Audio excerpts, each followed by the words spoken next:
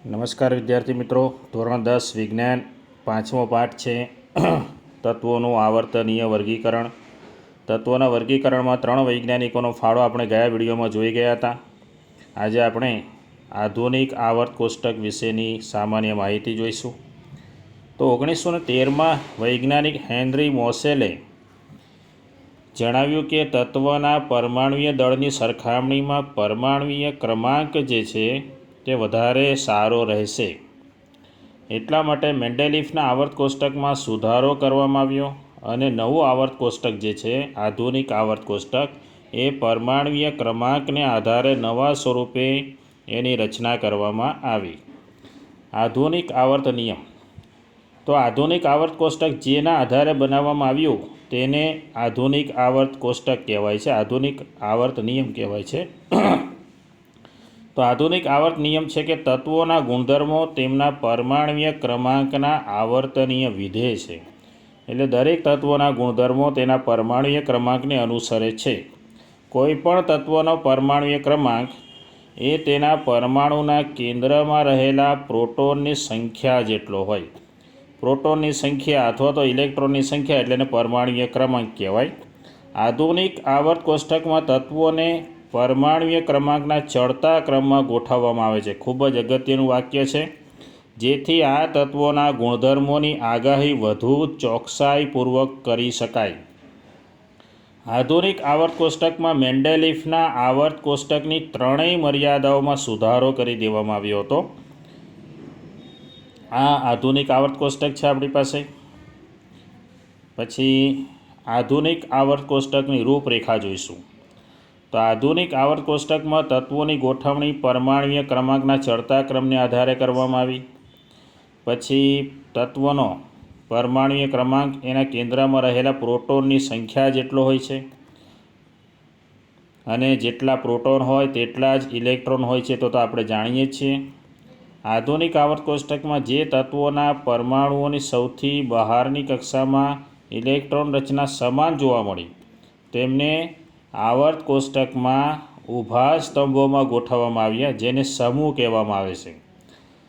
અને આવર્ત કોષ્ટકમાં આવેલા આવા તત્વોના ઊભા સ્તંભને સમૂહ કહે છે અને આડી હરોળને આવર્ત કહેવામાં આવે છે. આધુનિક આવર્ત કોષ્ટકમાં કુલ 7 આવર્ત છે અને 18 સમૂહ છે, એ ખાસ યાદ રાખજો. પછી આવર્તમાં તત્વોની ઇલેક્ટ્રોનીય રચના.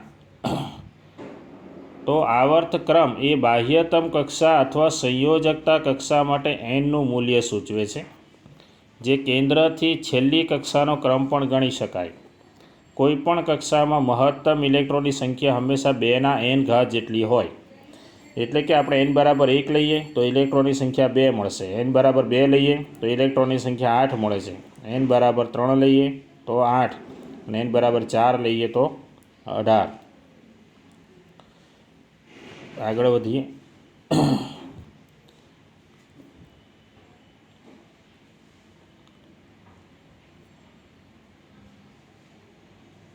પરમાણુય કદ વિશે આપણે જોઈએ. પરમાણુય કદ એટલે શું? આવર્ત અને સમૂહના તત્વોનું પરમાણુય કદ સમજાવો. તો જે પરમાણુને આપણે ગોળાકાર તરીકે કલ્પના કરીએ છીએ તો પરમાણુય કદ એ પરમાણુની ત્રિજ્યાનો ઉલ્લેખ કરે છે. એક સ્વતંત્ર પરમાણુના કેન્દ્રથી તેની સૌથી બહારની કક્ષા વચ્ચેના સરેરાશ અંતરને પરમાણુય ત્રિજ્યા કહેવામાં આવે છે. અને ત્રિજ્યાને એંગસ્ટ્રોમ અથવા તો પિકોમીટરમાં માપવામાં આવે છે. 1 એંગસ્ટ્રોમ એટલે 10⁻⁸ સેન્ટીમીટર, એવું યાદ રાખી શકો. હાઇડ્રોજનના પરમાણુની પરમાણુય ત્રિજ્યા છે 37 pm એટલે કે પિકોમીટર. આવર્તમાં પરમાણુય ત્રિજ્યા જોઈશું અને સમૂહમાં. કોઈપણ આવર્તમાં ડાબેથી જમણી તરફ જઈએ એટલે કેન્દ્રીય વીજભાર વધે, ઇલેક્ટ્રોન અને કેન્દ્ર વચ્ચેનું આકર્ષણ પણ વધે, પરિણામે અંતર ઘટે છે, જેને કારણે પરમાણુય કદ ઘટે છે. આમ કોઈપણ આવર્તમાં ડાબી બાજુથી જમણી બાજુ તરફ જઈએ તો પરમાણુય ત્રિજ્યા ઘટે છે. જ્યારે સમૂહની વાત કરીએ તો શું થાય? તો કોઈપણ સમૂહમાં ઉપરથી નીચે તરફ જઈએ એટલે પરમાણુય કદ વધે છે.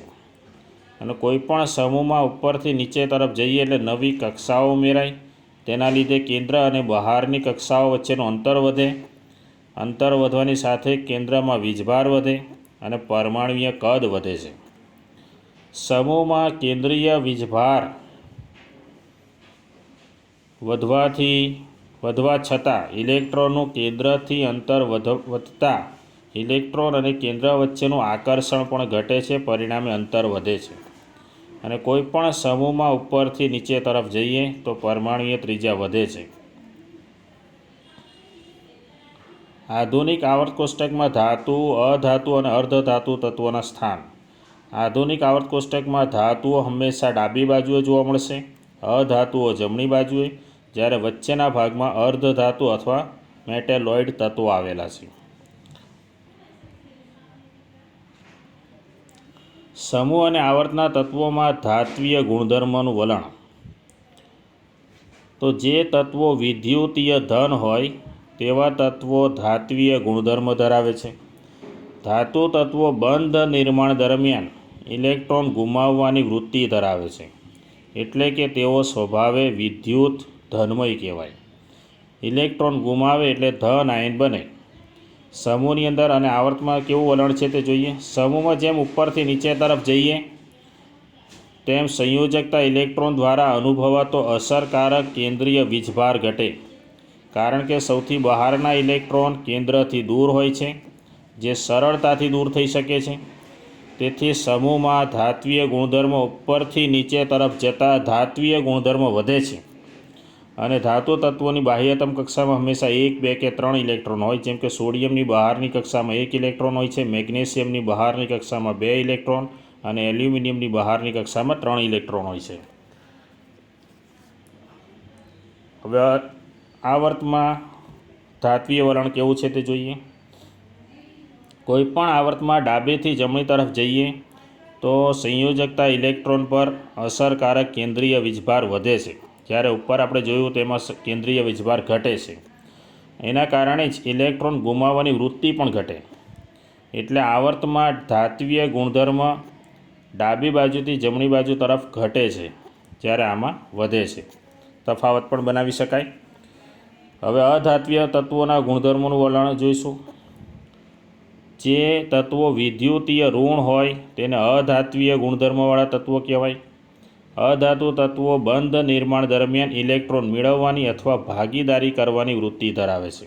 જેમ કે ક્લોરિન એને ઇલેક્ટ્રોન મેળવવાની વૃત્તિ ધરાવે છે, ઓક્સિજન છે તે ભાગીદારી કરશે.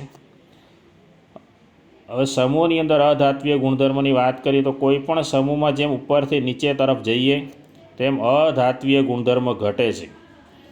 જ્યારે ડાબેથી જમણી તરફ જઈએ તો કેન્દ્રીય વીજભાર વધવાથી અધાત્વીય ગુણધર્મ વધે છે. અધાતુ તત્વો એટલે શું? આપણો છેલ્લો સવાલ છે. અધાત્વીય ગુણધર્મ એટલે શું? કયા કયા તત્વો અર્ધધાતુ તત્વો છે? તો જે તત્વો ધાતુ અને અધાતુ તત્વો એમ બંનેના ગુણધર્મો ધરાવતા હોય તેવા તત્વોને અર્ધધાતુ તત્વો અથવા મેટેલોઇડ કહેવામાં આવે છે. આધુનિક આવર્ત કોષ્ટકમાં એક વાંકી ચૂકી રેખા એ ધાતુ અને અધાતુ તત્વોને અલગ કરે છે. આ રેખાની કિનારી પર આવેલા તત્વો boron, silicon, germanium, arsenic, antimony, tellurium અને પોલોનિયમ આ બધા અર્ધધાતુ તત્વો છે. આધુનિક આવર્ત કોષ્ટકમાં આપણે જોઈએ એવા તત્વોને આ રહ્યા. આ જે વાંકી ચૂકી રેખા છે એ બધા અર્ધધાતુ તત્વો છે. આ બધા લાલ કલરમાં દેખાય છે તે, બરાબર. આ બધાને અર્ધધાતુ તત્વો કહેવાય. તો અહીં આપણો પાઠ સમાપ્ત થાય છે અને અભ્યાસક્રમ પણ સમાપ્ત થાય છે. આવતા વિડીયોમાં આપણે રિવિઝન કરીશું. ત્યાં સુધી રજા આપજો. આવજો.